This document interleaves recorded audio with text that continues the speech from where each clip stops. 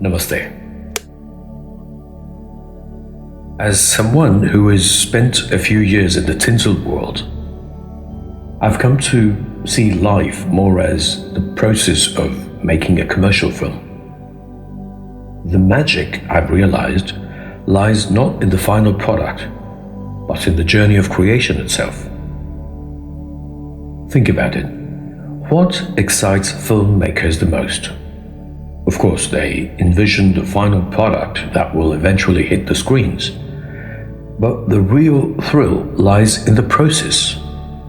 Brainstorming ideas, casting the perfect actors, scouting for ideal locations, drawing inspiration from other films, shooting scenes, composing the music, engineering the sound, and meticulously editing the footage. Once the movie is completed and released, it's over. Filmmakers move on. I've heard legendary directors say that after watching the first copy of their film, they felt a sense of closure. Even if the film becomes a box office hit, the creators and their teams are already immersed in their next project. The real magic wasn't in the applause or the accolades. It was in the process of making the film. Life works the same way. If we live only for some imagined future outcome, success, recognition, or achievement, we miss out on the true essence of life, the experience of living. The end of life is simply a physical conclusion. But what truly matters is how we experience each moment while we are alive. Let me share another analogy. Think of a day when you prepared a special dish with friends or family. You gathered the ingredients, carefully chopped vegetables, and blended flavors. You were completely immersed in the process, savoring the scents, textures, and the joy of creating. When the dish was finally ready, you enjoyed it together, and that was it. The meal itself was fleeting, but the memories of making it lingered. This reminds me of my bachelor days when I'd often drive back home late after an entire day of being so busy that the thought of food never crossed my mind. It was only on my drive back that I'd start planning dinner. I would create a mental image of the dish I wanted for dinner, run through my mind the required ingredients that were available in my kitchen and fridge, and reach home. After a quick shower, I'd start cooking, listening to classical music, and gently unwinding as I turned my mental image into reality. Those moments of creation, chopping, stirring, and blending were as satisfying as the meal itself, if not more. Life is much like that. If we keep waiting for a moment in the future to find happiness, we miss the joy of the present. Whether it's making a movie, preparing a dish, or working on any project, the value lies in the process. The finished product is secondary to the experience of living in the moment, creating and sharing those moments with others.